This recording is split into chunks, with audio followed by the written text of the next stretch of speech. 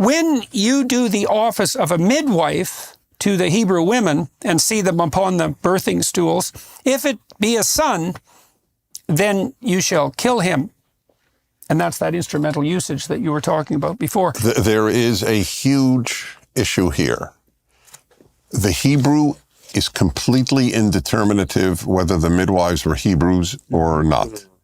It can be the Hebrew midwives or the midwives of the Hebrews.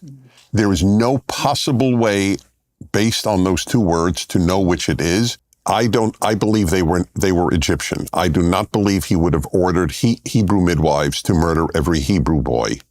Do you think there's a purposeful ambiguity there to leave it up to question? That's beautiful.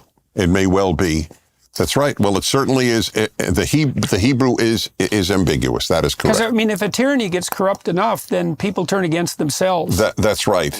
However, just on logical grounds, when he gets angry at them for not doing it, it would be odd he'd get angry at Hebrews for not killing Hebrews. But my biggest proof you're coming to, where it says that they feared God and didn't listen to Pharaoh. Again, it's one of my favorite lines in the whole Bible. You either fear humans or you fear God. Mm-hmm. Fear God is the root of freedom wisdom, and wisdom. Mm-hmm. And the word for God is not Jehovah or Yahweh, it's Elohim.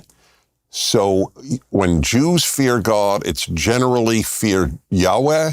And in this case, it's fear Elohim, the universal word for God, and I am convinced that they are Egyptians. Mm-hmm. Mm-hmm. Douglas, do you have any sense of what it means in this passage and more broadly that the fear of God is the beginning of wisdom and an appropriate, let's say, precondition for freedom? Why do you think it's conceptualized as fear? Well, I think there's a proper fear that in this case, I think is linked to transcendence. So there's the fear of the tyrant, which is normal and natural, and which we are all subject to.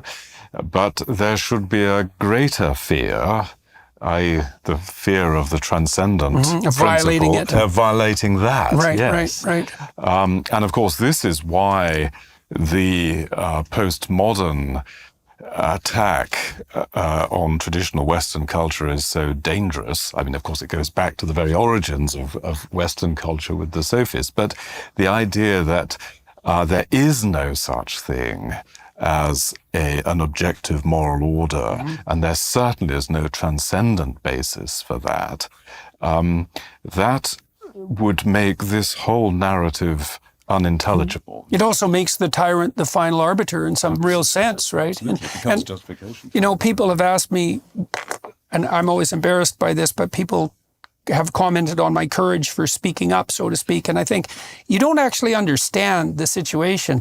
I'm not courageous in my speaking up. I'm more afraid of the alternative. And part of the reason for that was that when I was a clinician and I spent tens of thousands of hours dealing with people's serious problems, one of the things I learned was, and I really learned this, was that you don't get away with anything.